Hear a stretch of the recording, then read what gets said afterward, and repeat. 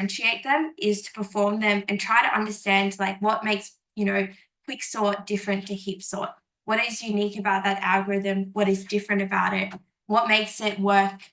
That sort of thing. And I think that the easiest way to do that is to just perform the algorithm on examples by hand. The second point to that is like learning the flow. So again, like it's much easier to remember like the way that you do things instead of like pseudocode and variables and loop variables and things like that. So I would, when you're like revising stuff, like learn the flow of like how it goes.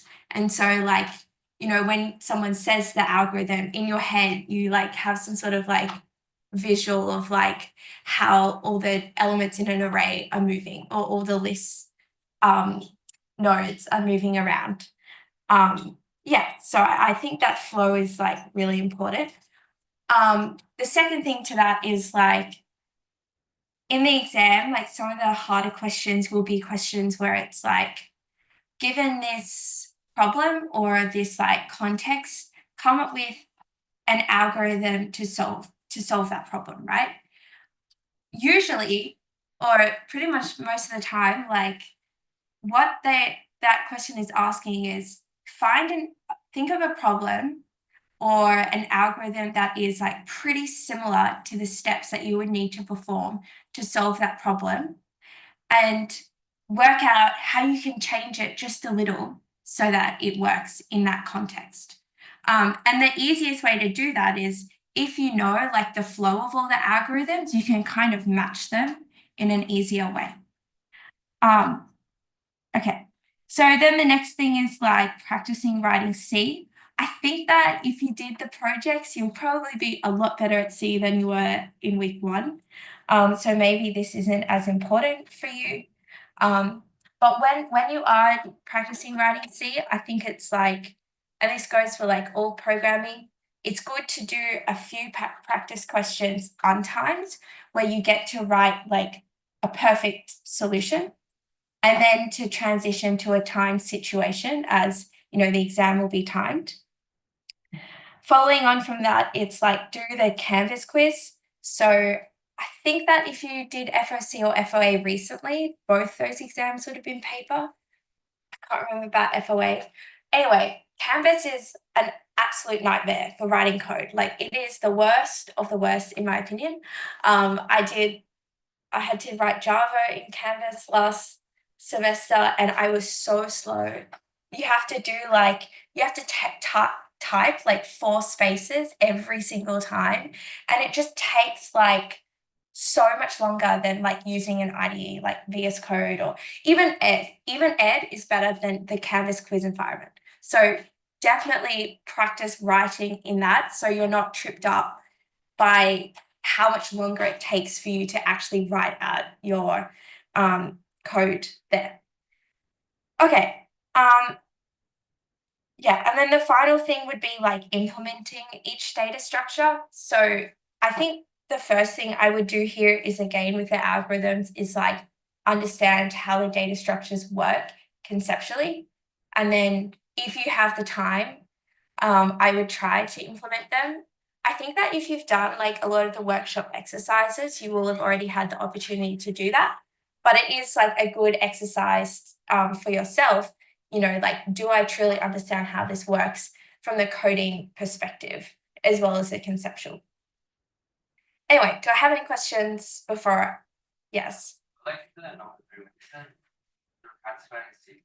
Does that mean like, do you mean like problem like practice writing the sorting algorithms in C or just like general problems? I think like both work, like because so if you've seen the practice exam, it's like split up into 3 sections. I don't know anything about this year's exam, but based on the historical data, like there is like a section of the exam that is for testing algorithms. So usually or at least historically, the coding part has been more of like not necessarily like implementing an algorithm, but maybe more like a problem, like some sort of other thing. And so what I mean here is like what you're doing in this case is you're like reading something, understanding it, and then implementing it. And it's like those 3 steps are all things that, you know, you kind of need to, that they're all good things to practice. Even if, you know, you identified right, like I'm not very good at translating like some conceptual idea into code. Even, you know, practicing doing that step and writing it out into pseudocode or dot points is like, and then trusting your ability of writing C, I think is really good practice as well. Yeah, like reading something, breaking it down into the steps, and then if you have time, implement it. If you don't, whatever. Yeah, does that answer your question? Yeah. Okay, cool. Any other questions? Yes. You actually have to like all the series. Historically, there was only one section. I haven't looked at the practice one for this year, but usually on Ed, they'll clarify if the structure will be the same as the practice. But in the previous 3 years or 4 years, it's always just been one section of C. And I think that accounts for about a third of the exam. Yeah. But yeah, the practice and clarification and Ed should make that clear. Okay, any other questions? Okay, let's get into it. So the concrete data structures that we've learned for the most part is dynamic arrays, linked lists, BSTs, and AVL trees. Notably, the one thing I have not included is graphs, but I'm going to do a section on graphs at the end. So I'll go over like all the different types of graphs and their algorithms. And then we have our abstract data structures. So that's stacks, queues, priority queues, and dictionaries. And then I'll kind of like revise how, you know, we can implement them using these things here. Okay. So, okay. So the first thing is dynamic arrays. So this should be pretty quick. A dynamic array is something where we have some type of pointer, and then we have like some maximum size, and then we have some variable like current or whatever. And this one represents the number of items in the array. Okay, and you know, if you want, you can put this in a structure like that, in a struct. Okay, so with our dynamic arrays, we have that the insertion complexity is going to be O of 1 plus O of n, which is equal to O of n. Why, you might ask? So accessing where we insert, and then okay, I might need to change color for clarity. And then we have realloc. So maybe you try to insert and we have run out of size, then we need a realloc. Realloc is always O of n because first we make a request to our computer, give me more memory, and then you have to copy each element, or realloc copies each element into that array. I then said delete, but deleting, like if you know the index or which index you want to remove an item from, or like reset is probably the more correct term there, then this is going to be O of 1. And then we have searching. So searching, if it's an unsorted array, then we will have to perform a linear search. And if it's sorted, we can perform our favorite binary search. Okay? I'm going to call it bin search for conciseness. Okay, questions? Cool. So we then have our linked list. So a linked list is a linked data structure. It is the first one that we're learning today, or revising today. What it looks like conceptually is something like this, where we're going to have data here. Maybe you will you would type def that to be data T. And then you're going to have your next pointer like this. If you're super fancy, you might define some sort of list T structure, which will have the head, a pointer to the head and a pointer to the tail of the list. So this is like that. And this is like that. Yeah. In code, generally what we will see is our structure where we'll have data like this. And then we're going to have a node T and that's going to be a pointer to the next element in our structure. And I'm just writing it like this because I would write it like this in Python, like this. Okay, so do I have any questions so far about linked lists? This is the general vibe. Sometimes people don't include this list type. That's fine. You can just have, one pointer pointing to the start or the end of the list, if that's your preference. Okay, so we then have our insertion complexity.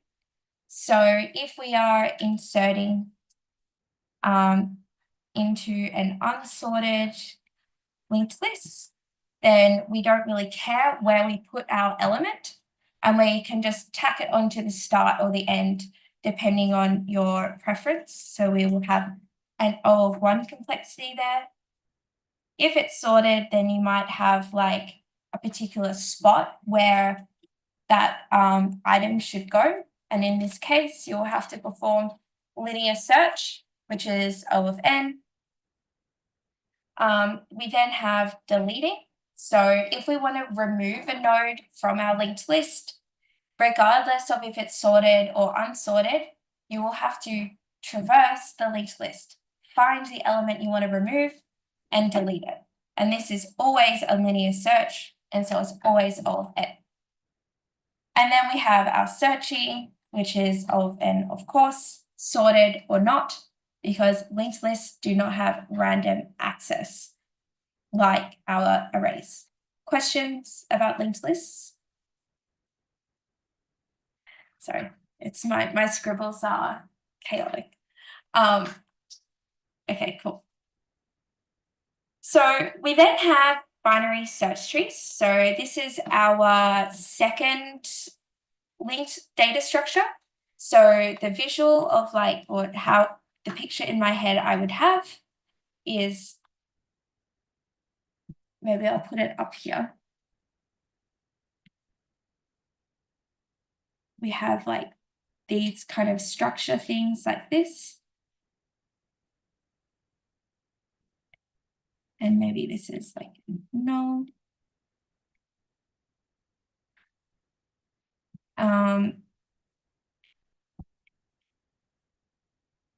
Yeah. Well, maybe in the future, at some point in your program, right, you want to print out the data in sorted order. In that case, it might be preferential to store it in sorted order, if that makes sense. If, I don't know, I feel like it depends on how often you're going to be using or requiring your linked list to be in sorted order. So because the other thing is, right, inserting into a linked list to maintain the sorted order is easy to implement, if that makes sense. The actual coding part of that isn't necessarily hard. So, to you, it might be worth it to do that instead of like implementing a sorting algorithm. In terms of complexity, it would be faster to just like add things to the end, like with that O of 1 complexity. Yeah. Does that answer your question? Okay, cool. Any other questions so far? Yes.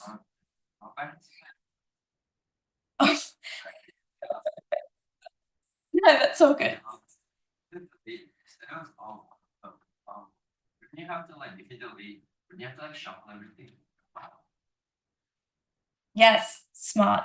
I did miss that. Yes. So I guess, yeah, if you had to delete, yes, you would have to move everything over. That's correct. So that would be O of N. Thank you for picking that up. Yes. Does that make sense for everyone? Okay, cool. Okay, so continuing on with our binary search trees. So, this is like the general vibe of we have 2 pointers and we have some data in our nodes, and it will look something like this. So I think you're all probably like familiar with, the dreaded worst case of a binary search tree, of it looking like a stick, okay? And for this reason, it means that actually all of our insert and delete and search complexities are all bad. They are all depressing. So inserting one element into our binary search tree has our worst case complexity of O of N if you have to traverse down a stick. Similarly, if you need to delete an item, your binary search, you can't use binary search on this structure. And so you might end up having to, traverse the entire stick, which again will give you O of N. And the same for searching. If you're searching for something, you might end up traversing an entire stick to find the item you're looking for. So we have this really bad time complexity. For this reason, we, I should put this here. We have AVL trees. Before I move on to AVL trees, I first want to talk about types of deletions and traversals. So the reason why is they're covered in the lectures, but the types of deletions are not covered in the workshop. So if you attended a workshop and not a lecture for that week, then you would have missed out on that. So I'm just going to speak to that quickly. But first we'll look at the traversals. So we have that pre-order traversal is when we have our like traversal function like this. And what we're going to do is we're going to perform some action on our node, and then we're going to traverse left, and then we're going to traverse right. Does anyone remember when we might want to use pre-order traversal?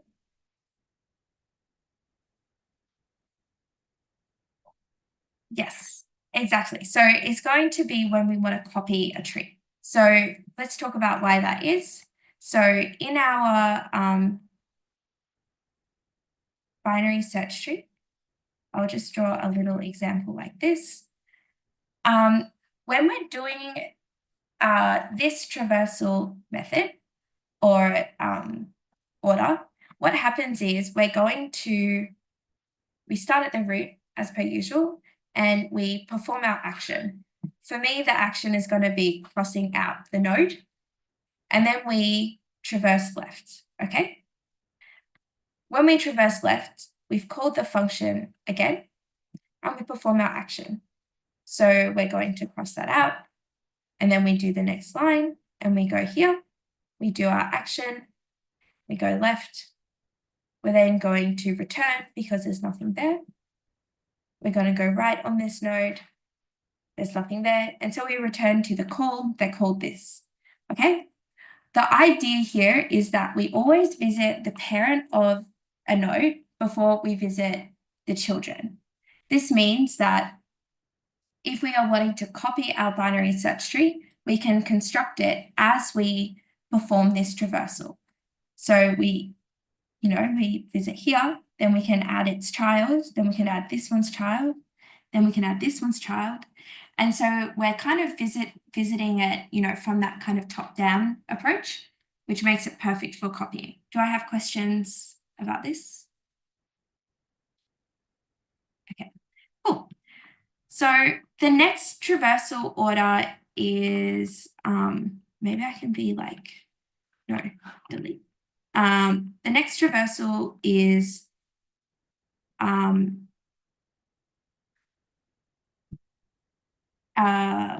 what is it?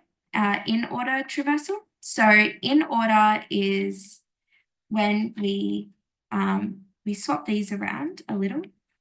And what we do is we traverse left, we do our action, and then we traverse right. So if I draw my little tree here, like this, what's going to happen is if I start at my root and I call the function, it says go left. So I call the function again, it says go left. So I call the function again, I go left, it's null. And so I return back here and I perform my action.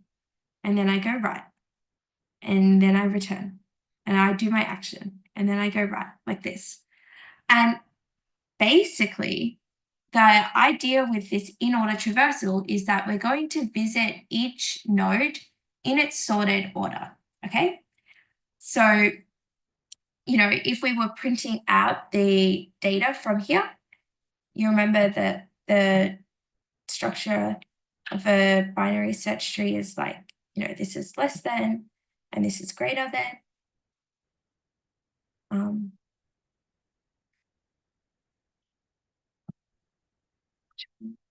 Well, I should call this left and right, like this. So what's going to happen is you're going to visit each of your children in the order that they would be if you printed out the thing in sorted order. Do I have questions about this? Cool. And then the final one is post-order traversal. So post-order traversal is, I swap this out one more time. And what do I get? I get traverse left, traverse right, action.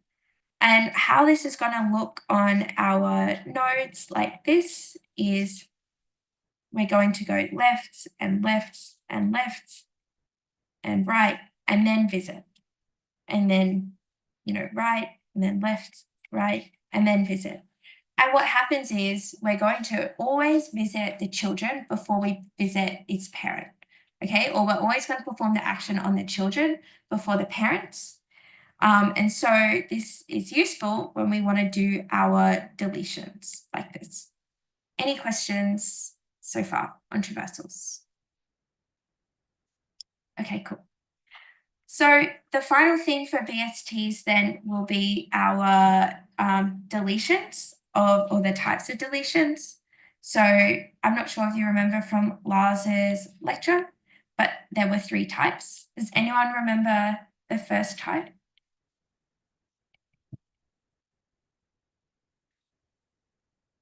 So if we have our tree here, and then we have a node, say this node we want to delete.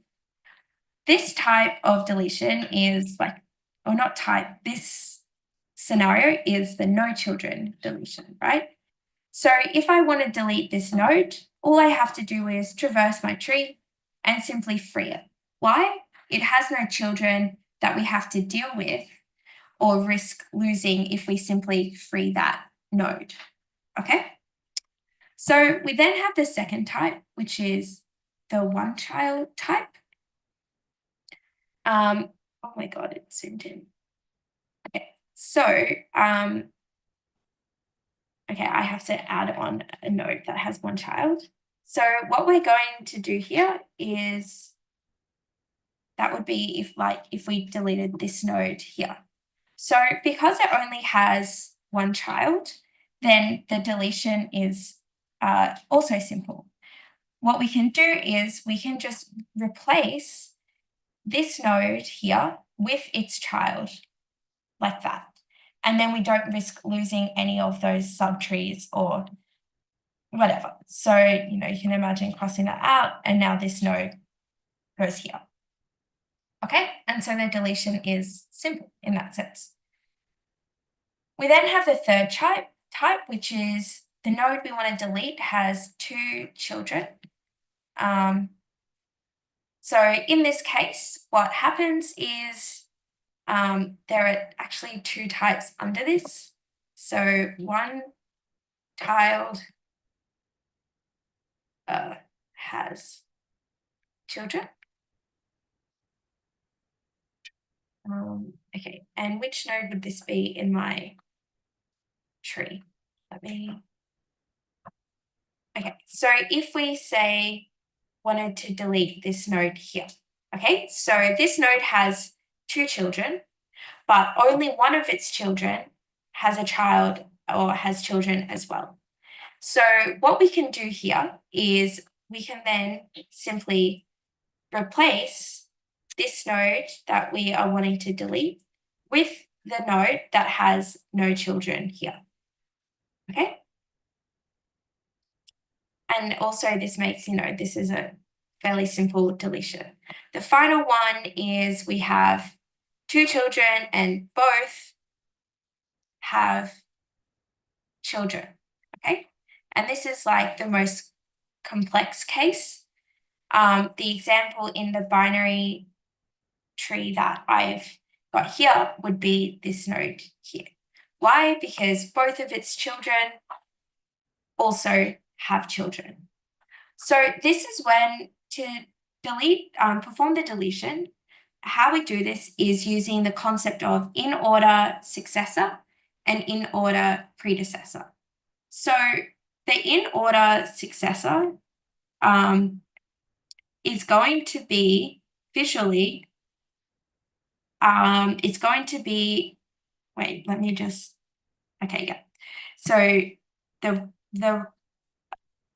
the right child most left node. So on the tree, right, what this is going to look like is we have the right child of this node and then the most left node of that. In this case, it will simply be this node here. If you think about it, or how the sorted kind of structure of a binary search tree works, the in-order successor of a node is a node that is underneath it and closest to it in this direction, like this. So the in-order successor is going to be this one. And similarly, the in-order predecessor, or the node that comes right before it, if in sorted order, is the node, to the left, but the rightmost.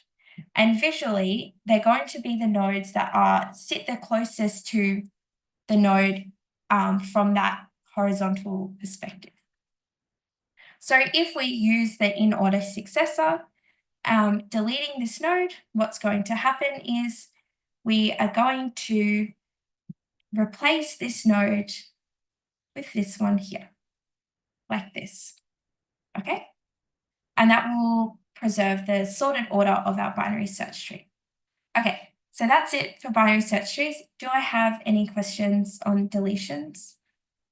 Oh my gosh, there's so much content. Yes. Left on the right. Exactly. So you traverse right and then you call left until you get to a leaf. And the leftmost leaf is going to be the in-order successor of the node you're looking for. So perfect, yes. Yes. What's that just like, is it recursive or do you just go traverse left on like, and then wait the if it's null? At the top of your function. If null, return. or return node. And how do you stop it from returning? Return like no, how do you stop it from like assuming it's in order? How do you stop it from returning like the whole section? Because you only make the assignment when you have found your node, when you have found a leaf, when it's null. So if you look at there's a really good implementation on, you know, that website Geeks for Geeks of the deletion, and you'll see like there's like how it works is, yeah, it just has like if the left and right are null, so you add a child, then you have traversed as left as possible. There are no further children.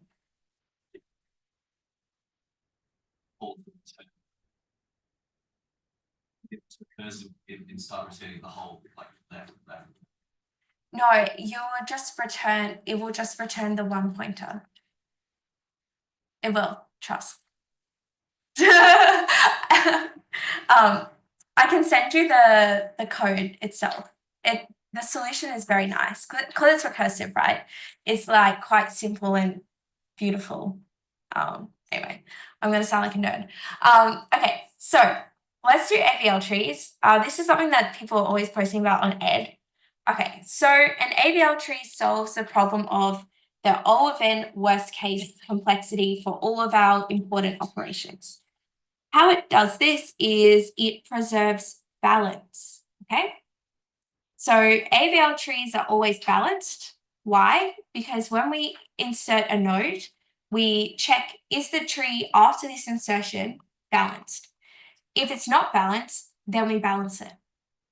And that you know, will preserve the nice like logarithmic depth of our tree.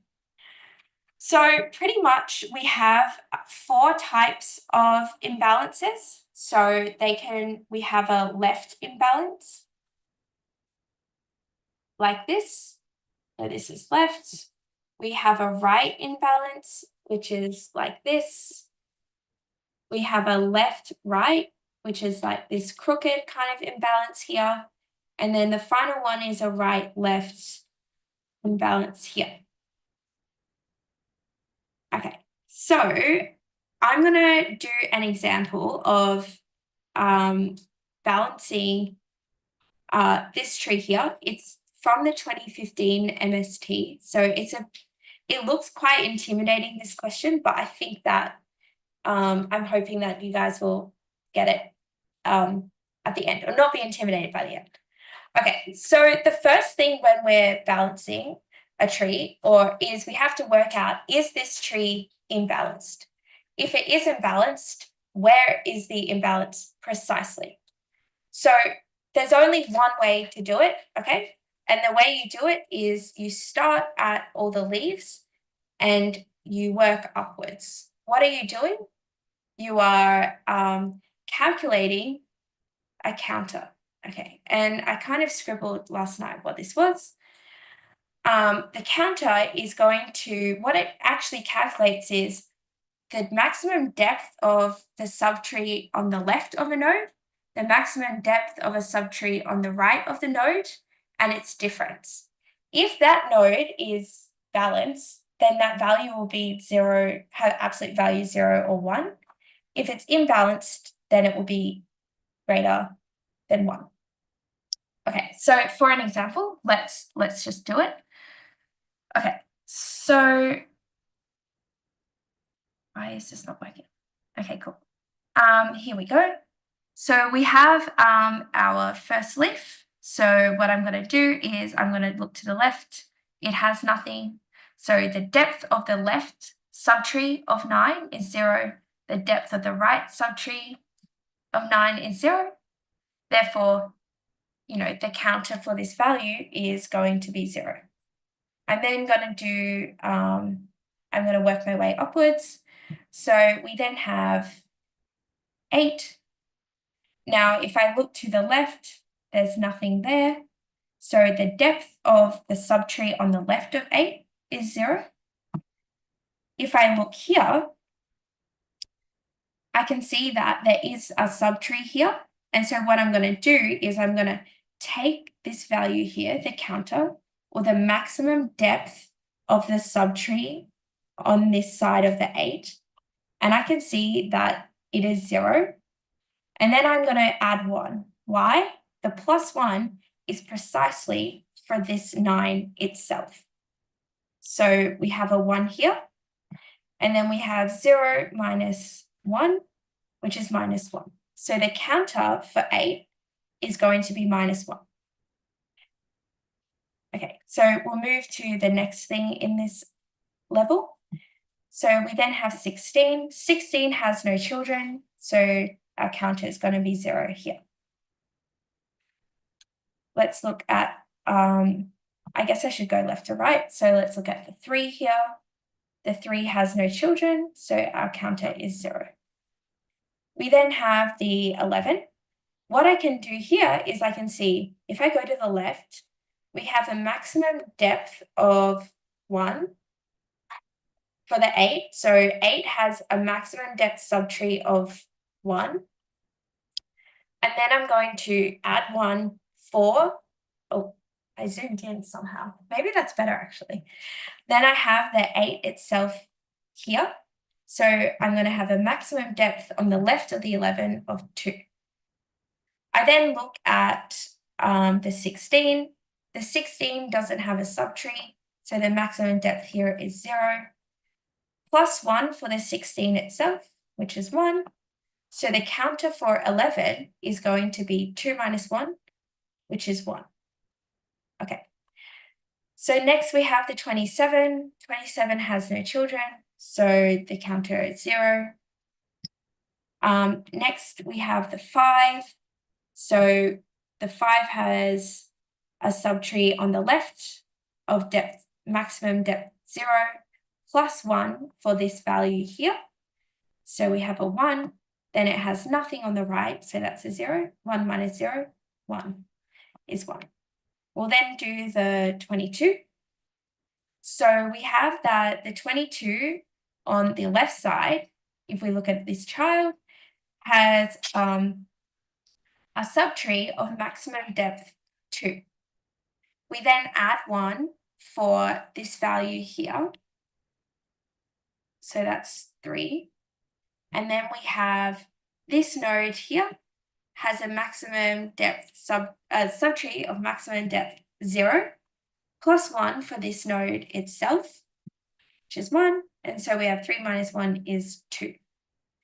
We then have our final node here, and we can see that the 6 has a child on the left with a subtree of maximum depth 1, plus the 5, which is 2. We then have the 22 here, which has a subtree of maximum depth 3, plus 1 for the node itself. And so that's 4. And so the 6 has counter -2. Does this make sense so far? Yeah, I'm being painfully slow, but I feel like I don't want to lose people to the math. Okay, so we then have we find the imbalance closest to the bottom. So if I'm scanning upwards, I can see that the imbalance is here.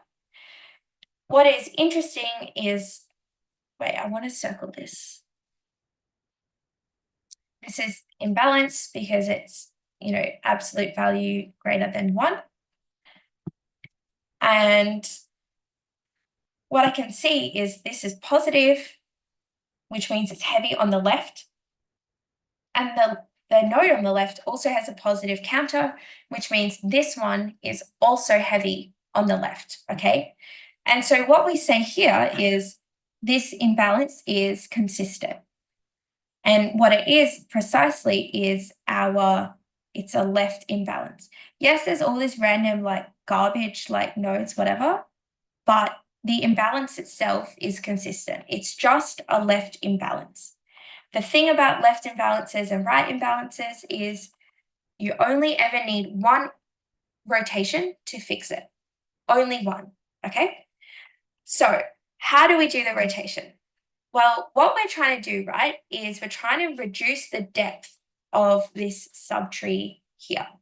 How we do that is we say, okay, you've got this node here and this node here. What we're going to do is move this up like that. Okay. I always want to write over the top, but that actually makes it more confusing. So I'm going to use a different color. I'm running out of colors. Oh no. Let's go purple. Oh, magenta. We're going magenta. Okay, so what's going to happen is I'm going to lift this subtree up like this. So get rid of that. We now are pointing here. And now the question is, where does this node go? So we know that because 11 is to the right, it is smaller than 22, which means that 22, if it's a child of 11, it has to be to the right. Yes, to the right of our 11, okay? So what we're going to do is we can cross this out. The right pointer is now going to point to 22. And where is this going to go? Well, remember the in-order successor, in-order predecessor? Currently, 16 is the in-order successor of 11, which means that if this becomes the right child of 11, we need to put it to the leftmost value of our new right child so that it's still maintaining that sorted order, okay? So the final thing is now this 22 is going to have this child here. So I'm going to quickly draw the result. So we have 6, 5, 3, 11, 22, 27, 16. And the remaining subtrees, right, should stay the same. Okay. And so this is our result here. It's a bit in the corner. I'm going to move it out of the corner just so you can see it better. Does anyone have a question? Oh, I forgot about the child of 8. Sorry, 8. Okay, we have the 9 here. Okay, cool. So this is the AVL tree. Any questions about this rotation? Does any part seem confusing? Okay, cool. So that's how you do it. If you ever are in the instance where it's like there's oh my God, I just erased stuff. Where there are so many pointers and children and stuff, always remember the in-order successor and in-order predecessor, and how, if you're rotating or swapping one pointer, then there's kind of only one right way to order the elements after that to do the least damage to the tree. Okay, cool. So that's AVL trees. I'm going to try and go through this part quickly so we can get to the algorithm part. So we then will look at our abstract data structures. So we have a stack. Stacks have 2 main operations, which are push and pop. So push basically is like add, pop is remove. And stacks are defined by one feature, okay, which is first in, last out, like this. So what does this mean? It means that if we have our stack like this, if I add something to our stack, then this is going to be the first thing removed. So if I kept adding things like this, then the most recently added item is going to be the first item removed.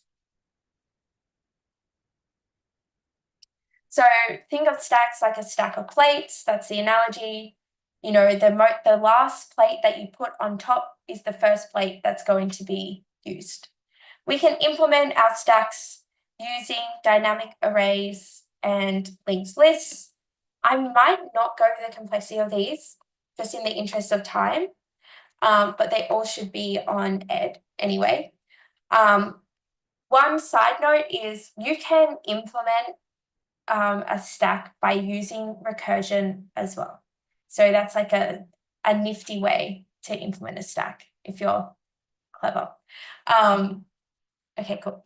So the next thing is we have queues. Queues have two operations as well, which is enqueue and dequeue. Again, enqueue is add, dequeue is remove. And queues are defined by the one feature FIFO. So the first person to get in line is the first person to be served. Think of the queue as a queue in real life where everyone is playing by the rules. You know, the person who's been waiting the longest is the person who's going to be served first. Okay? If you're in a, you know, cafeteria and there's someone serving you, then the first person in line is going to be the first person served. There's my stick figures for you. This is meant to be like a table. Maybe there's a computer screen. Okay, cool. Any questions about stacks and queues? Okay, cool. So we then have our priority queues. So a priority queue is the same idea as a queue, except that we have our enqueue function, and instead of dequeue, we have like delete min or delete max. So the idea here is that you're going to remove the highest priority item.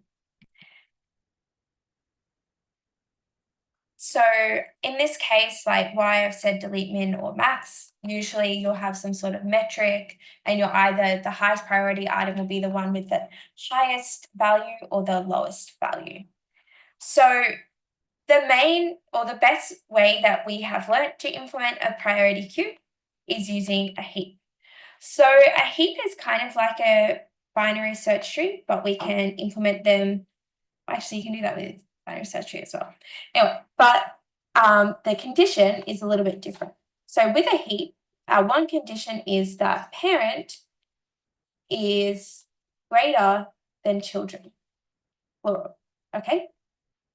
Or greater equal than children. And that's it. So if we have a heap, for example,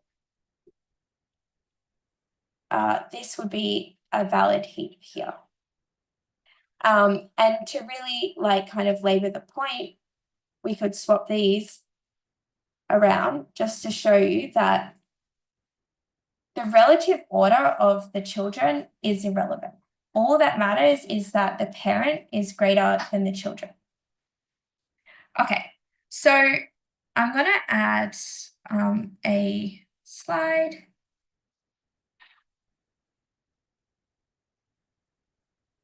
Add a page just so I can draw the functions. So heaps have, we have like two main functions,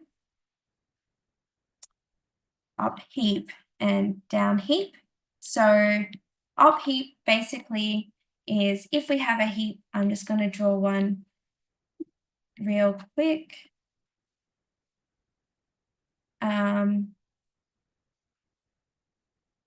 Like this. Okay, so let's say that I inserted this element 8 here. Then what the up heap function does is it's going to work, you know, from the bottom upwards, and we're just going to swap our elements until we've swapped them into the correct order. So I'm going to put this actually as 10. And so if I called up heap here, what would happen is, let's just say like I inserted this element, we're going to swap these two things here because this little sub heap does not satisfy the heap condition. So I need a pen. This becomes 10, this becomes 7. this doesn't satisfy the heap condition either. So we're going to swap these elements. So we're going to have 10 and 8 like this. Okay.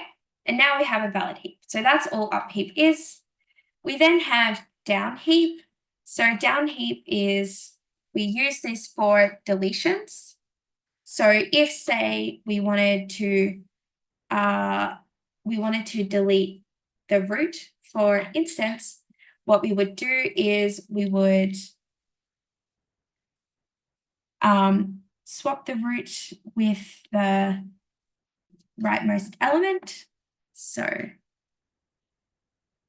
the visual for this is 7 and 10, and then we can free the 10, and now we need to perform down heap. And down heap, basically, we're starting from the top of our subheap and working down and checking, do we satisfy the heap condition? So in this case, we're like, does this satisfy the heap condition? No, it doesn't. Why? Because 7 is greater than 8. So what I'm going to do is I'm going to swap the 7 and 8. The important thing here is you always swap the parent with the largest of the two children in order to preserve the heap structure. And then we're going to ask, is 7 greater than 2? Yes, it is. So the down heap is complete. So up heap is used for insertions, down heap is used for deletions. Okay. Cool. I think that's it. Questions on heaps? Okay, awesome. Actually, one thing, the complexity of up heap and down heap are both going to be O log n. Why is that? Because we, in up heap, we only traverse once from the bottom, from the maximum depth at, in the worst case, to the top of the heap. And down heap, we only ever travel in the worst case from the top of the heap to the maximum depth. In a heap, because we always have this binary structure for binary heaps, we're always going to have that log n complexity. Heaps are good. That should be the memo. Okay, so we then have dictionaries, which we can implement using hash tables.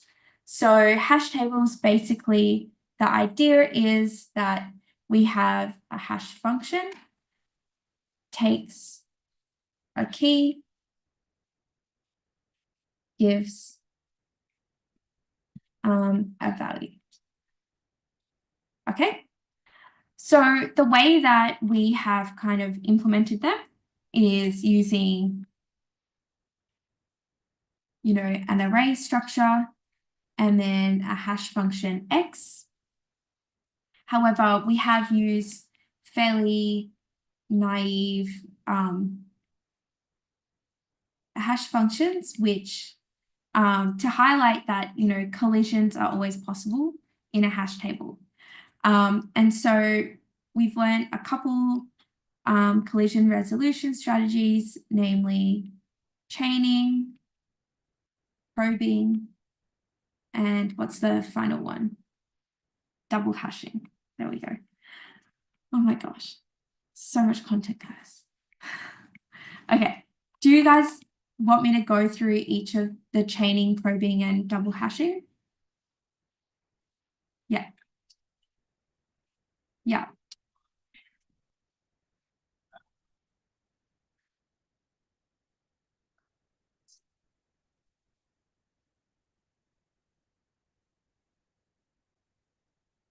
That is such a good question. I cannot remember. Let me just check the slides. I have them right here.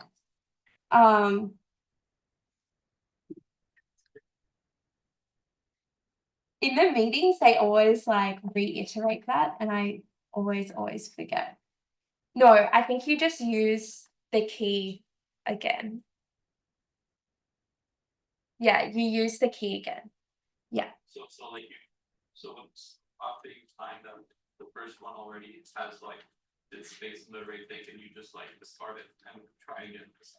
So what we do is we add them together. So if we have, so this is our collision resolution for double hashing is what we're talking about.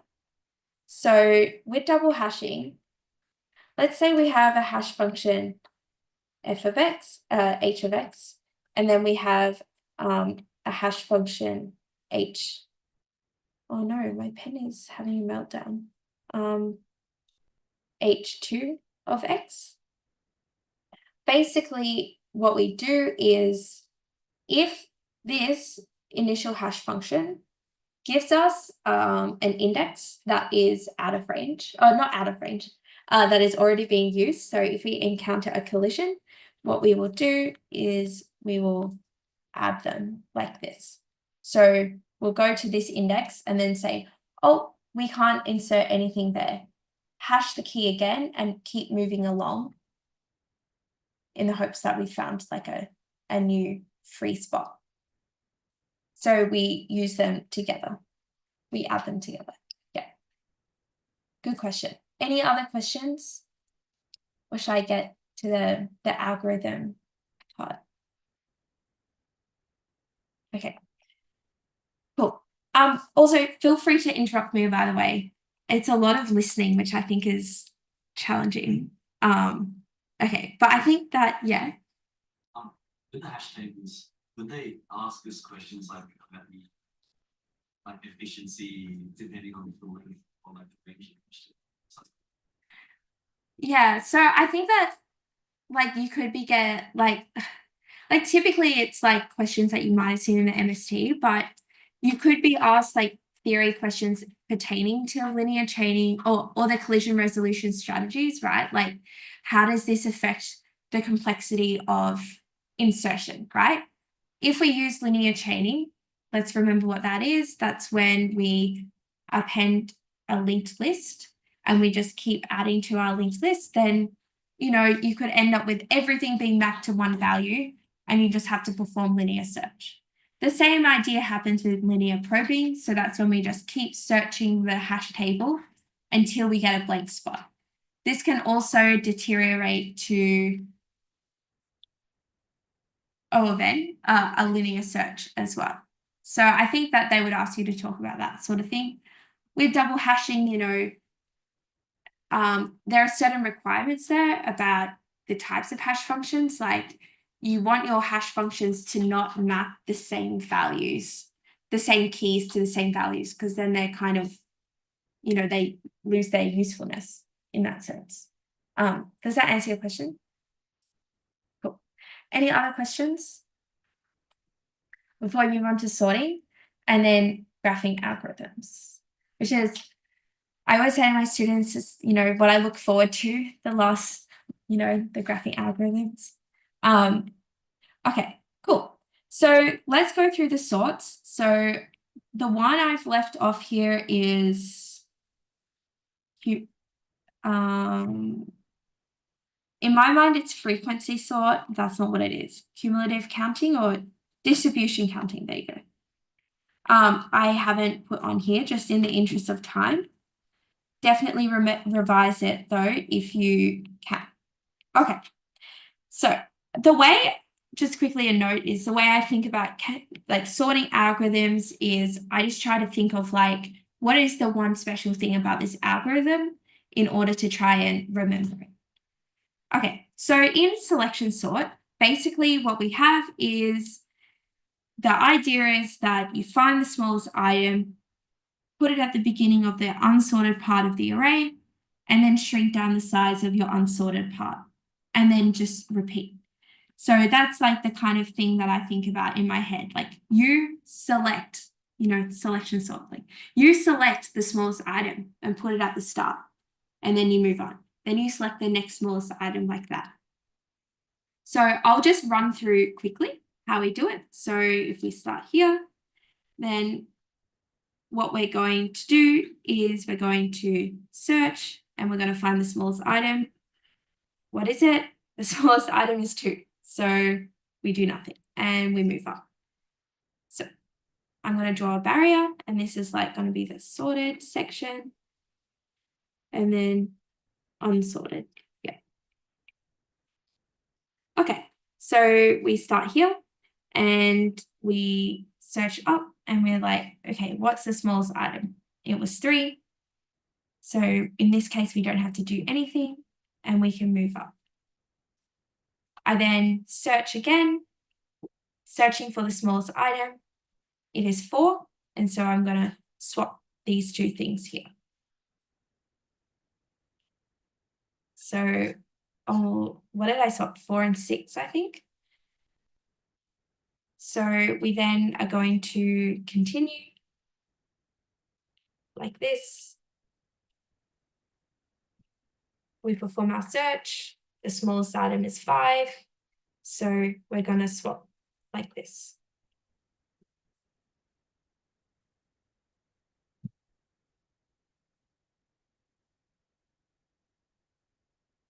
I changed the settings on my pen and I don't know how to change them back. Okay, and so now we're here and we find the smallest item. It is 6, so we don't have to do anything and we move up. We find the smallest item, it's 7. We swap it back here, 7, 8, and we can move up. Okay, and we just keep going like that. Does anyone have any questions on the selection sort? Does this seem clear to you? So you select, you swap back. You select, you swap back. That's the vibe of the algorithm. The complexity, though, is it sucks. Basically, what it is theta n squared.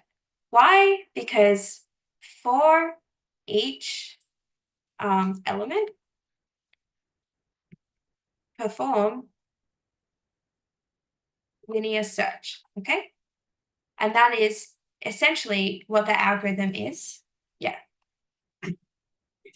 We just need to know intricately how to work, or do we also need to know when to use ones over other ones?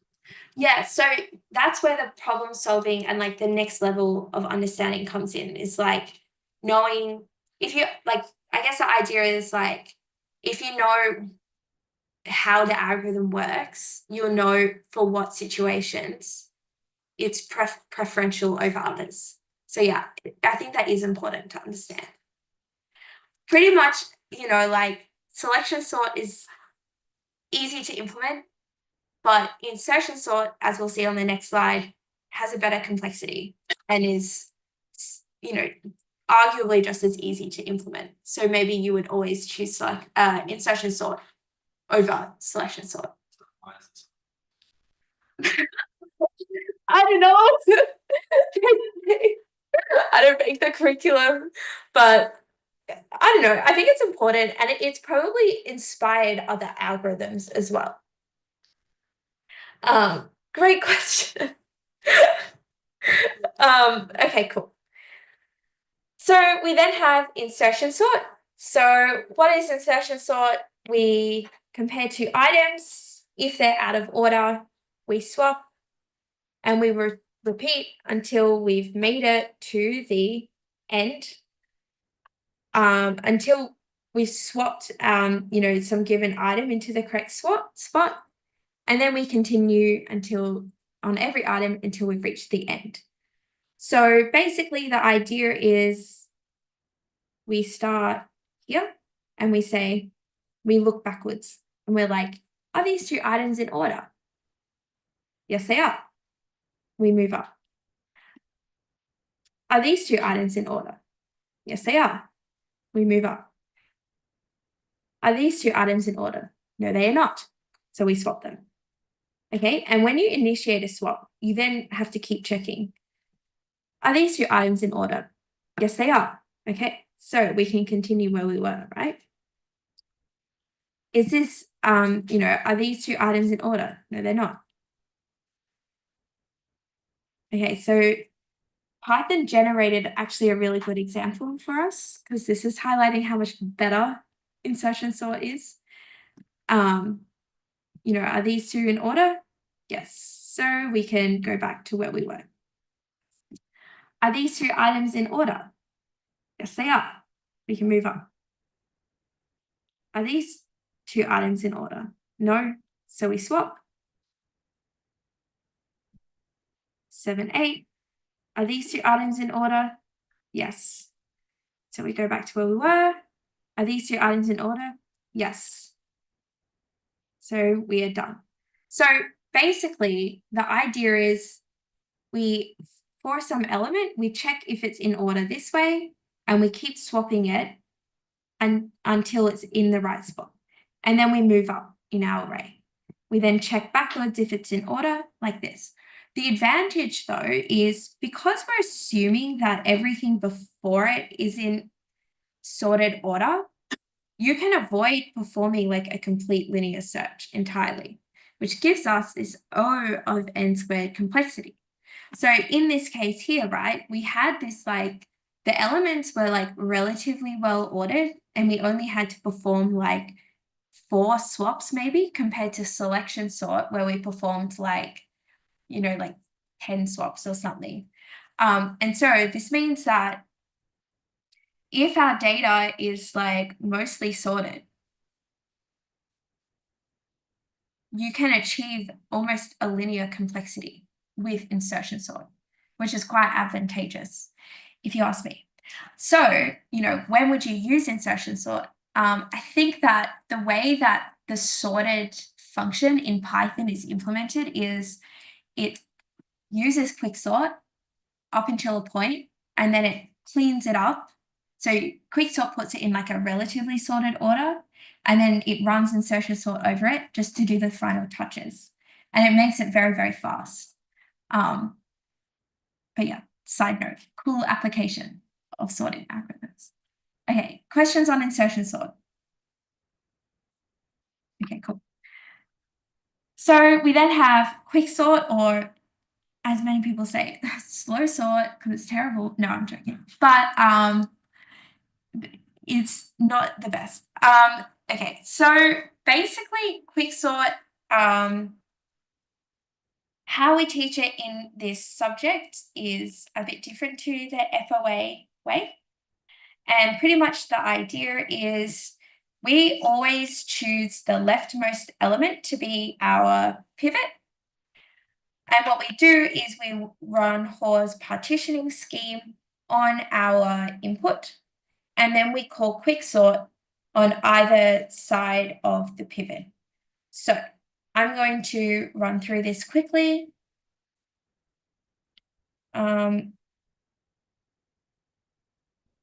Okay, so if this is our pivot here, then pretty much what we're going to do is we're going to have a left and we're going to have a right pointer here. So what happens in Hoare's partitioning scheme is we compare left and right, and we say, are these two things in order? And we're going to move left up until we find an element that is not in the correct place.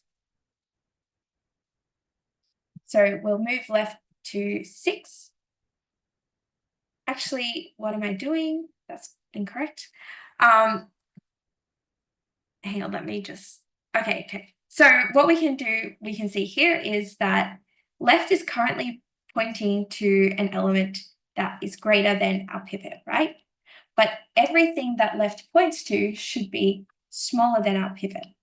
So what we've done here is we found an element out of place, and now we need to move right until we find an element out of place here. The thing is, though, that all of these elements are greater than our pivot, and so our partition, all that's going to happen is we're going to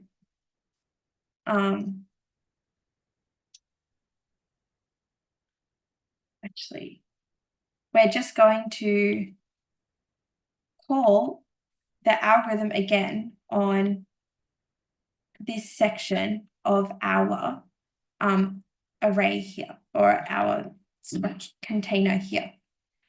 And we're just going to start again.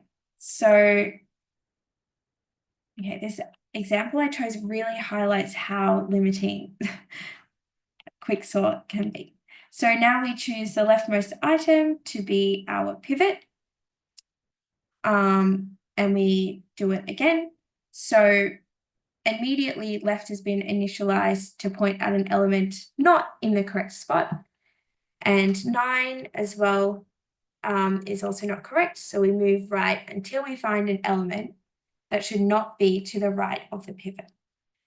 Once again, this pivot has been bad. And so we have to follow the algorithm again on a very poorly split array like this. Okay, so left will point here, and now the pivot will point here. Okay, so now we call the algorithm again, and what we can see here is that left is in the correct spot, i.e. 4 should be to the left of the pivot. So we're going to move it up until we find something that should not be to the left of the pivot. So 8. And then we'll move right until we find something, or until they cross, basically. So here they cross. And when they cross, what we do is we swap these to the pivot and whatever left is pointing to. So I'm going to swap these. No, what was it? 6 and 8, like this. And now we can call Quicksort on, that's not correct. What was I swapping?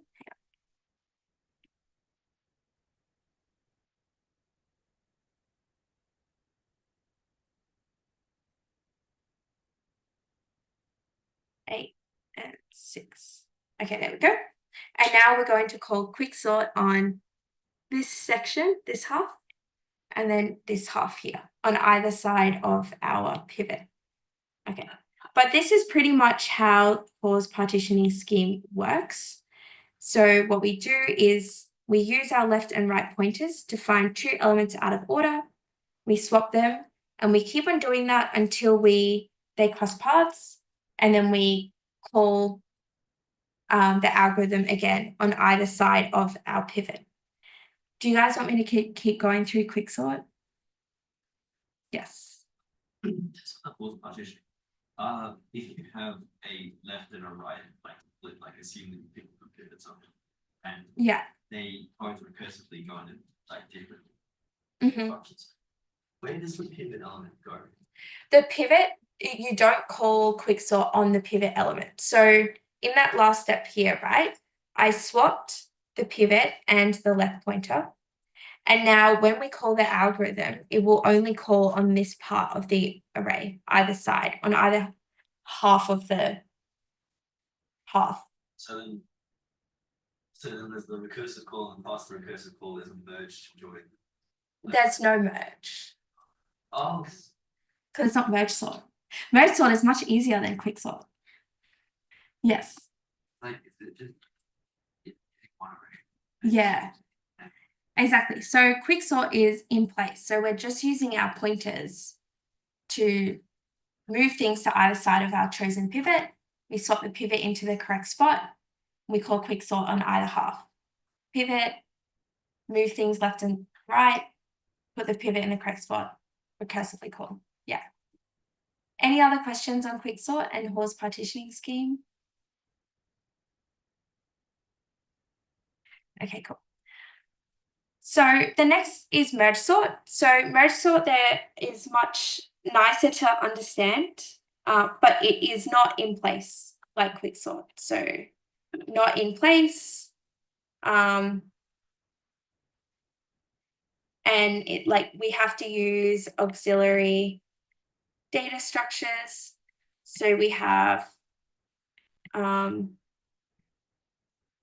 some space complexity there, like a non-trivial space complexity. So pretty much, let's do the top-down Mergesort first. So we'll do top-down, and this is recursive Mergesort. Pretty much what's going to happen is we're going to halve the array like this. So we're going to recursively halve our array. So I'm just going to copy and paste like this. And then we're going to halve it again. So I'm going to copy paste. And then we halve it again. Okay. When we get to our singleton case, what's going to happen is our singleton is in sorted order by default. So we're going to return it. We then call Mergesort on the right side, copy paste. Again, the singleton is in sorted order. And so when we return, we then do a merge operation on these two things. However, this merge will be, they are already in the correct spot. We've now got this half. We then call Mergesort on the second half here. So I'll copy these down. We then call Mergesort on either of these. We then have hit our singleton case, and so we return to the previous call. We then have call Mergesort on this one, this half. It's the trivial case again, so we return.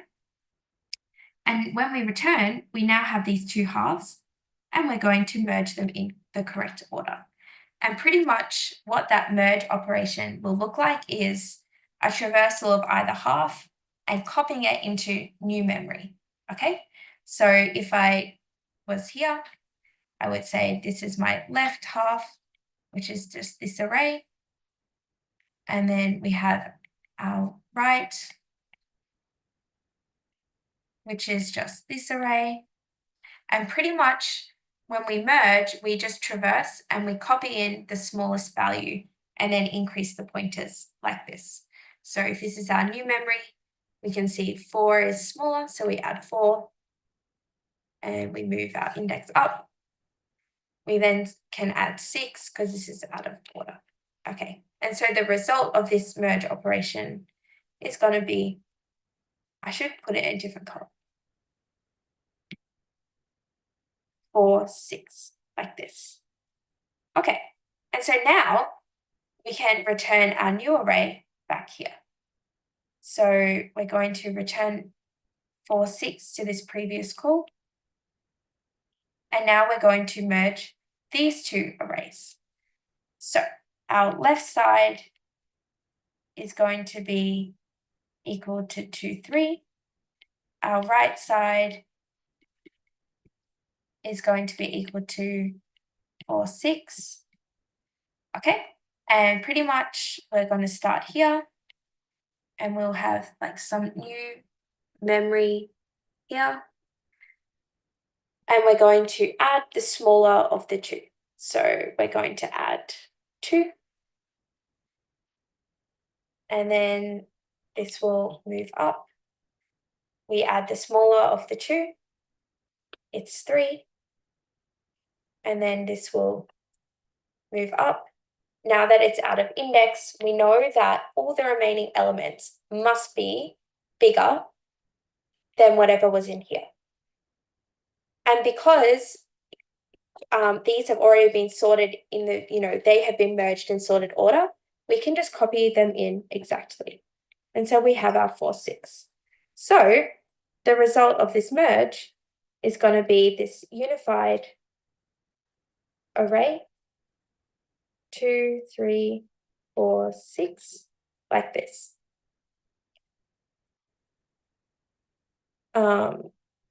I shouldn't have put that there.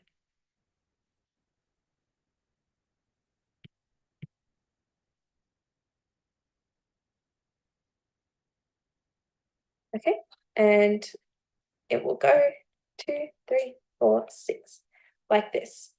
And now we repeat that all for the right side, okay? Where we're, splitting, like this. Do you guys want me to finish the example on the right side as well?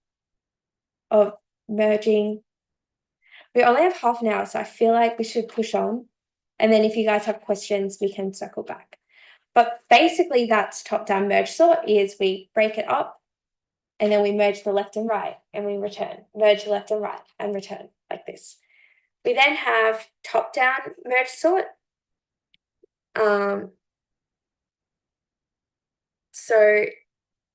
Bottom up, and bottom up is instead of that using recursion, it's usually iterative. And what we use here is a queue. So if we have those previous numbers, where can I just copy them from here?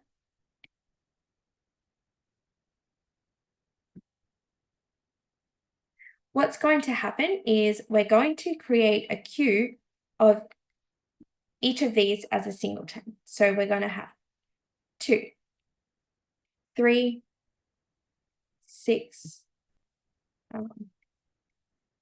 4, 5, 8. Like this, okay? And here we're going to use our merge function. But what we're going to do is we're going to dequeue 2 items like this. So we'll dequeue these, and then we're going to merge them together in order. And then we're going to add them to the back of the queue, like this. So then we will dequeue the next 2 items, dequeue, dequeue, and merge them in sorted order. And then add them to the back of the queue. We're then going to dequeue the next 2 items, and then we're going to merge them in sorted order and add them to the back of the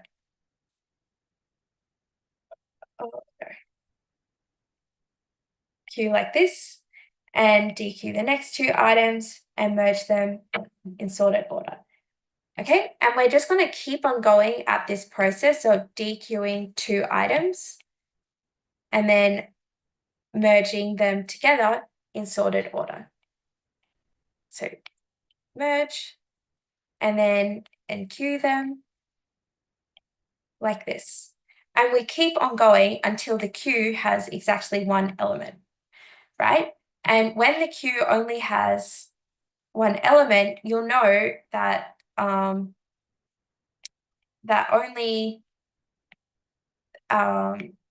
sorry, let me just finish merging these things. When the queue only has 1 element, then you've finished your merge sort because you just have your 1 unified array there, like this. And so I think that merge sort, like if you think about it like bottom up like this, like it's quite a simple idea. Let me know though if you have any questions. Yeah. Top down. You break like a big array into like single ones. Yeah. And then you call, so for top down, the idea is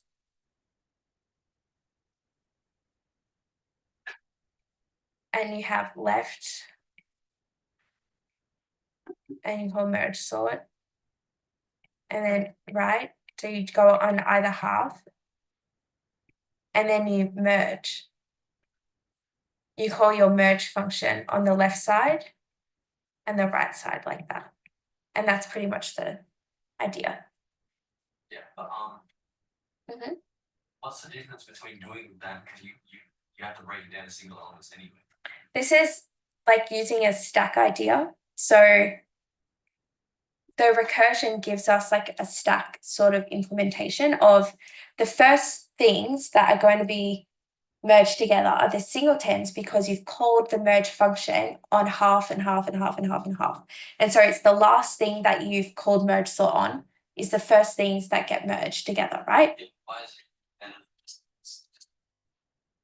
like indexing each element at the bottom? Oh, like this. Like this is bottom up merge sort, what we're doing here. They're just 2 different flavors. Like this one, I think the code is easier to implement. No, the top-down has better complexity. Well, they have the same time complexity. So if we look at the time complexity, whoops, I don't know what that is. Time complexity, they're both the same. And precisely theta and log n. Space, it depends on the implementation. So for top-down array, you have to always copy into new memory. Every time you call merge, you're malloc memory and copying in more memory. So you always have this like O of n. But for the linked list one, it actually will have a resultant space complexity of O log n, because if you think back to our recursive tree like this, you only need a pointer for the start of each of these halves, right? And so the number of pointers or extra pointers you'll need is the maximum depth of your recursive tree. Because we always in Mergesort half perfectly, the maximum depth of the tree will always be log n. Therefore, you only need log n additional pointers. So the space complexity will be log n. No, for linked list implementation of Mergesort. We need to know any of it.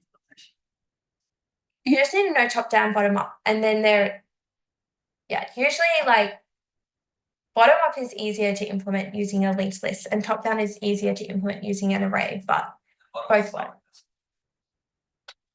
No, it's iterative.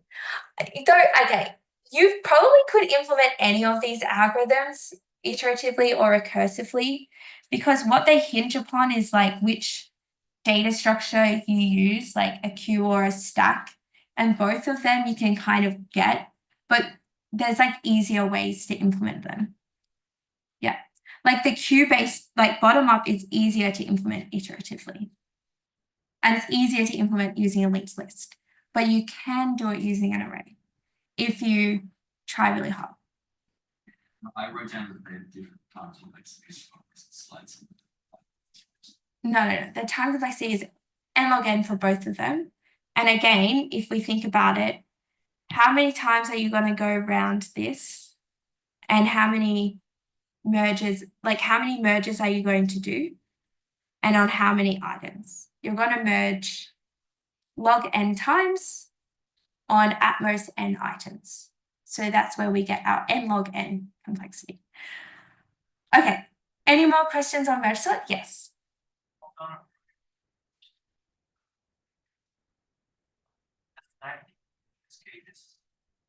Is recursion.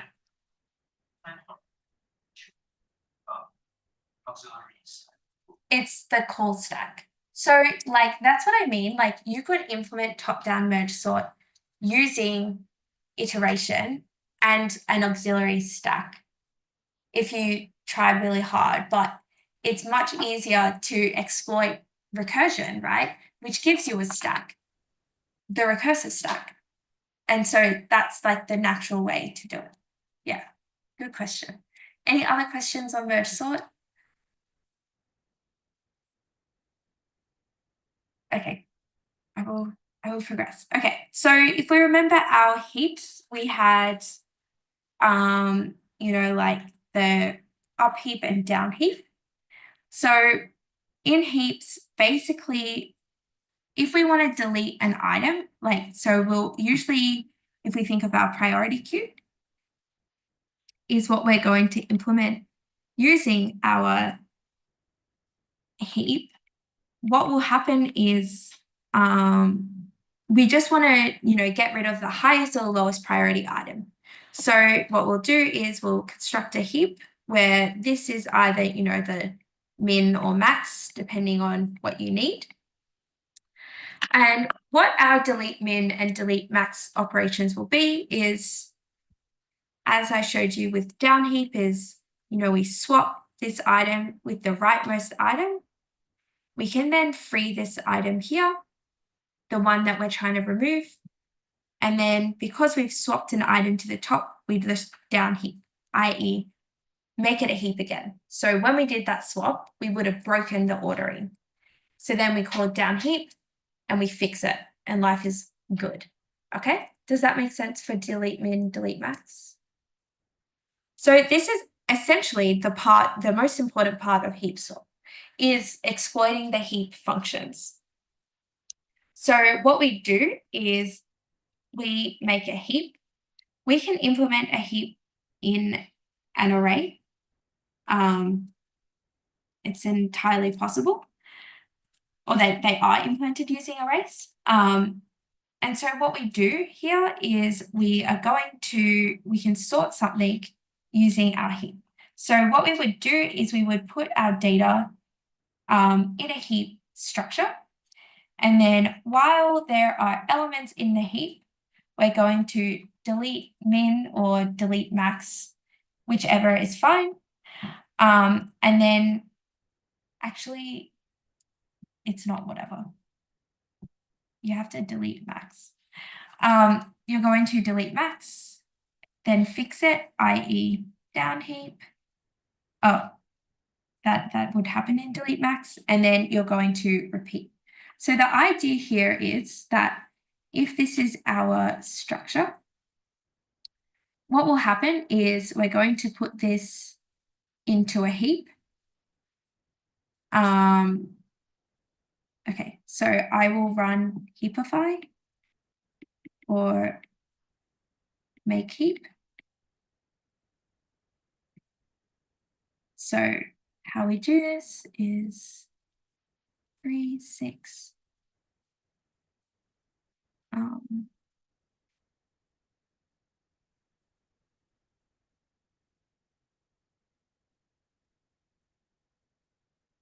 Like this.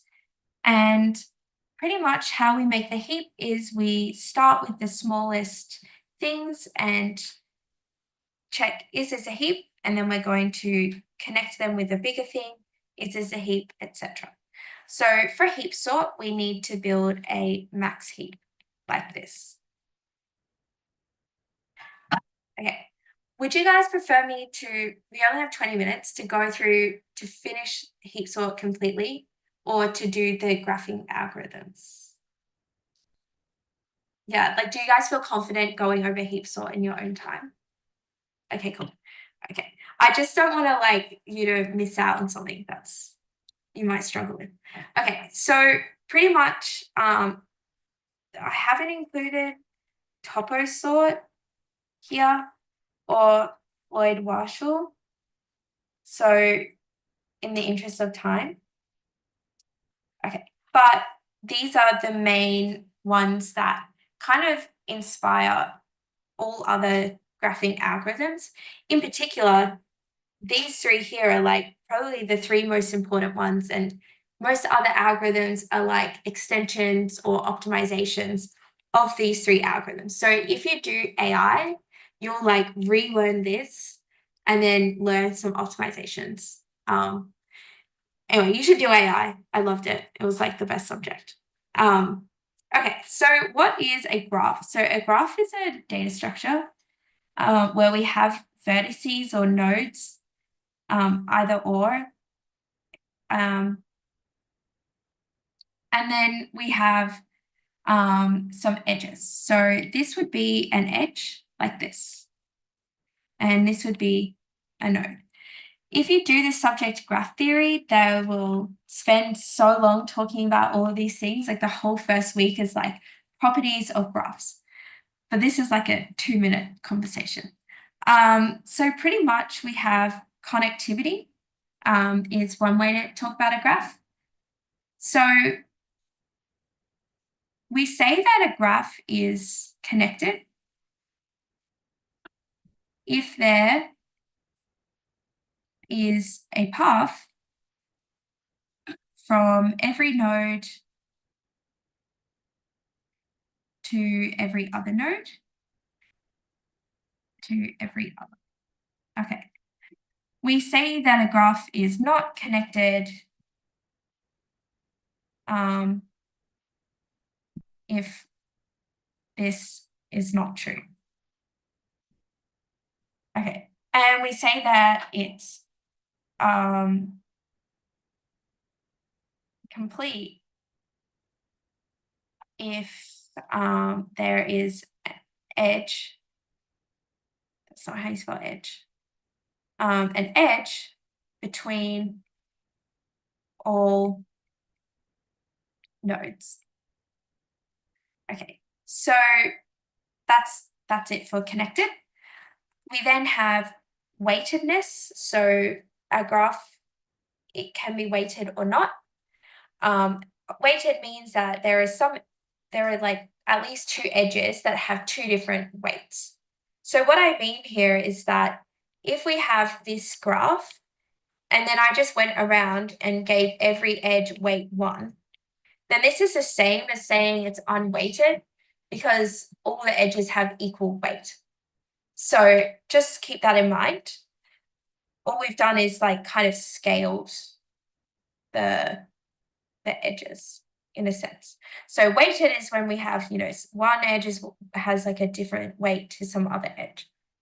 We then have cyclicity, so that's when there is a cycle. And then we have directedness. So directedness means at least one edge, you can only travel one way on it, i.e. from A to B or B to A, but not both, okay? So if there is one edge where that is true, then the graph is directed.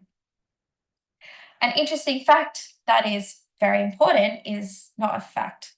Definition is a tree is a connected acyclic graph, i.e. if you have a graph and it is connected, so there's a path from one vertex to every other vertex, and it is acyclic, so there are no cycles, then it is a tree. Okay, and a tree in the way that you're familiar with, like binary search trees and AVL trees. Okay, this is important. Later on, I suppose. Okay, cool. Any questions on graphs? No worries. So breadth first search and depth first search are two graph traversal algorithms. So in general, the way we teach them is as single source, single destination, i.e. You start at one vertex and you're looking for another vertex. However, if you don't set like a destination vertex, you can just traverse the entire graph if you let the algorithm run out. Like you don't set any stopping point. The only stopping point is like until you visited every node, if that makes sense. So you can use it to traverse a graph. The idea with breadth first search is it uses a stack. And pretty much what this means is we get kind of like a nosedive sort of approach to searching for something. So what I mean is you end up with something where you just kind of follow your nose like around, and you don't have any regard about like how many nodes you've looked at, if it's the shortest path, anything like that. It's like you see a node, you go to it, you go to it, you go to it, and you get that behavior from the stack. So let's do an example. So if we start at 1 and we are searching for 6, so the destination is here. Okay. So let's run the algorithm. So we're going to need a stack. And to denote when we visit a vertex, I'm just going to tick it like that. So the basic idea is we mark a vertex as unvisited neighbors as visited, and then we push the neighbors. So we dequeue a vertex, we mark its neighbors as visited, we push the neighbors, and we just keep on doing that until we find the vertex that we're looking for. So here we're going to start at 1. So we need to initialize. So I'm going to, okay, for some reason, because of the whole stacking plates, like I can only add elements from the bottom upwards, not top down. It's just my brain. So we're going to do it like this. Okay, so what happens is we remove this stack element. Oh, sorry, I should have marked it as visited before I started. So we remove the stack element and we mark its neighbors as visited and we push them to the stack. We go around the loop again. We mark its neighbors as visited and then we go like this. Then we DQ4, we mark 5 and 6 as visited, and OMG, we found 6. Wow, we found it. And so we're done in this sense. And so kind of the behavior I wanted you to observe is we looked here and we just kind of kept following this around. We didn't search exhaustively in terms of layers in our graph like that. Okay. And that's because of the stack, because, the most recently added thing is the first thing that we visited. We didn't search all the neighbors of 1, and then all the neighbors of 2, and then all the neighbors of 3, like that. So that's depth first search. We then have breadth first search, and it's used for the same thing. Like you could just run it until it visits every node, or you can do the single source thing as well. So we have the start and the end here. And what it does is it uses a queue. The other difference to depth first search is when we mark the neighbors as visited. So we only mark a node as visited when we have DQ'd it from our queue. In depth first search, the moment we visited a neighbor, we marked that neighbor as visited. In breadth first search, you only mark a node as visited when it itself has been DQ'd. Okay. Not when it's been visited by some neighbor or whatever. Okay, so because it's a queue, I have to write it like in the queue way, not the stack way, but this is just visual, so it doesn't matter. Okay, so basically what we do is we have our queue and we enqueue our item. Okay, so DQ1, mark 1 as visited and add its neighbors to the queue. It has 1 item, so 1 neighbor, so we do that. We DQ2, mark it as visited and add its neighbors to the queue, 3, 4. Now this is where it went different last time. We had added 3, 4 and then we DQ'd 4 because 4 was the last added item. In this case, and then we popped 4. In this case, 3's been waiting the longest, so we would DQ3. DQ3, mark it as visited, and then add its neighbors like this. Okay, and it's unvisited neighbors. We DQ4, like we mark it as visited, and then we add its unvisited neighbors. We DQ5, we mark it as visited, and we already have 6 there. And then we DQ6, okay? And we mark it as visited, like that. So the difference here is that in our traversal, what happened was we kind of explored things, if you think about it, in these layers. So in the layers of the graph, instead of having this kind of long, wiggly, windy path kind of way that we would have seen in our depth first search. And that is precisely the difference. So the idea with breadth first search is you search level by level and you get that behavior from the queue, right? In depth first search, you go as deep as you can down one path into your graph until you can't go any further, okay? And so that's like the fundamental differences, I guess, between breadth first search and depth first search. Any questions on these 2 algorithms? Okay, cool. So then we have Dijkstra. All right, this is me just thinking about complexities and whatever. So with Dijkstra, it's actually an extension of breadth first search, in that what it is used for is for finding the shortest path from one source or one start vertex to all destinations, so all other vertices on a weighted graph. So here we're thinking about the weights. Dense first search and breadth first search work on weights, but they won't find like the shortest path. So breadth first search, right? It will always give you the shortest path for an optimal graph, for an unweighted graph. Dijkstra will do that for weighted graphs and to all the nodes in the graph from your start. Okay, so we're going to need a few extra data structures though. So what we do here is we use a priority queue. Why? Because we're going to always choose the node that has a current shortest path from our source node. And then what else are we going to need to use is we need a table. Inside the table, I'm going to put the node, the parent of that node in our path, and the cost here. So immediately I'm going to need more room, aren't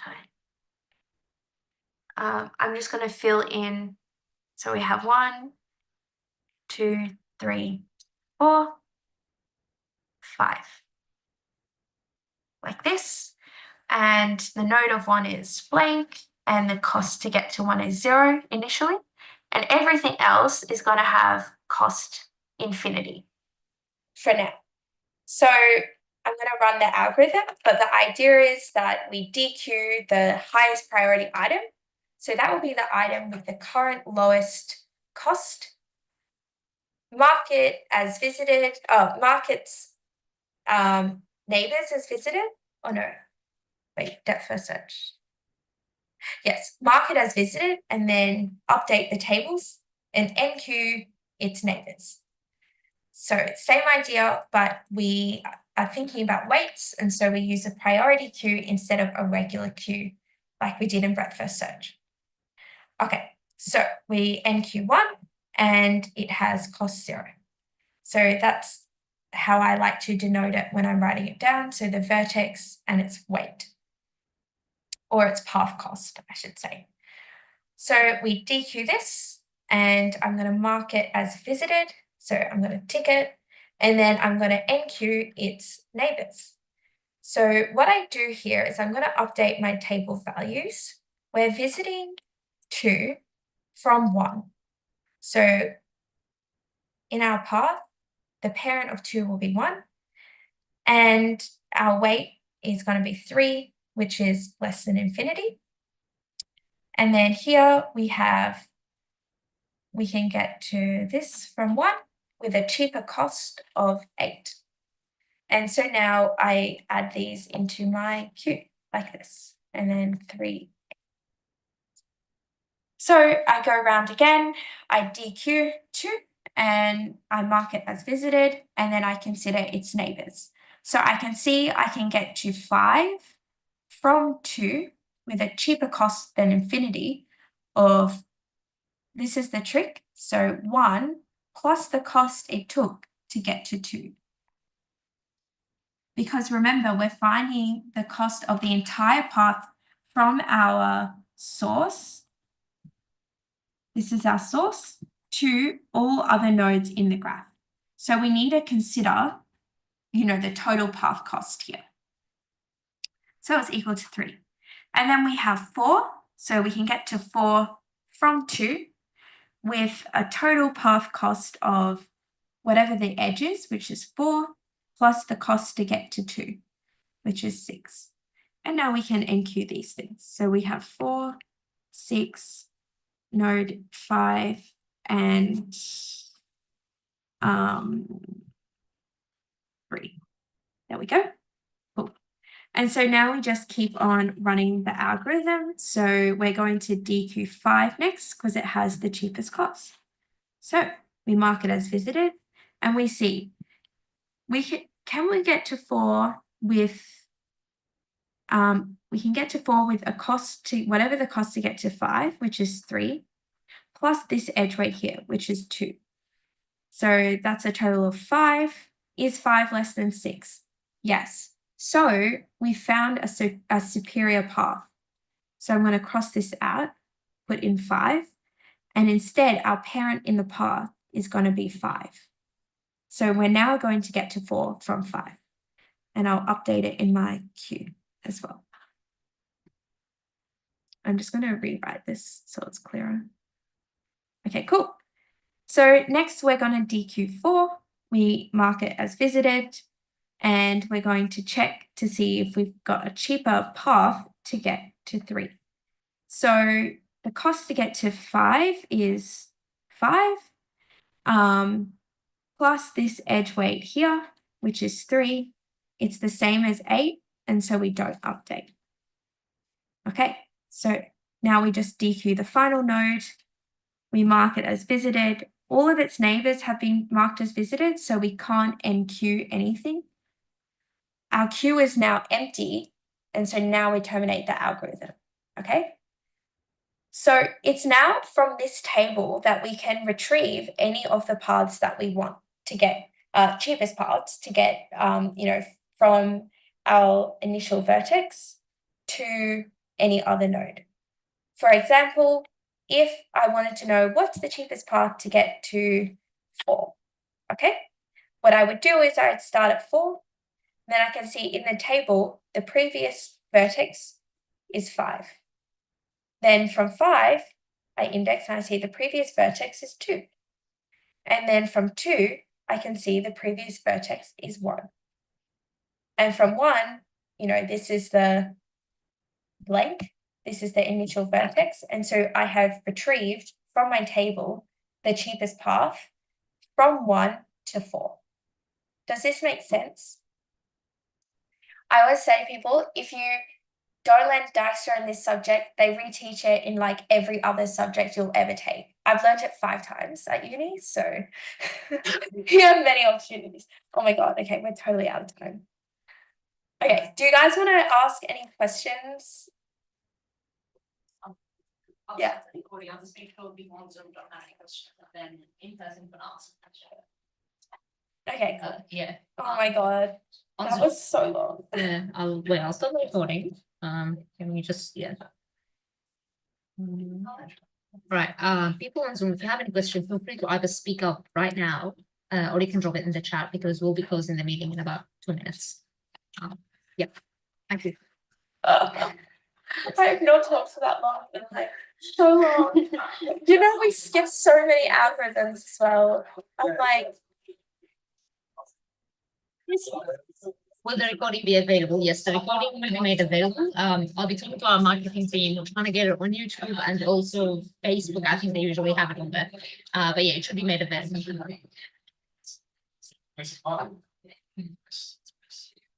Will the slides noted be available? Yeah, I think the slides will also be. yeah, I can send them. I might fill out the examples though and then send them. Okay, could you please share it like a link? Yeah. We'll share a link. And then we can just have it in the description box. Yeah. The stuff. So yeah. Oh my God, that was the longest I've spoken in so long. Wait, You've done really good. It's too hard. It is. I feel like as well because it's like so much theory. You know what I mean? Like it's not like. Yeah, I don't know. Anyway. Yeah. And then also they have to do but yeah. Use like I'll be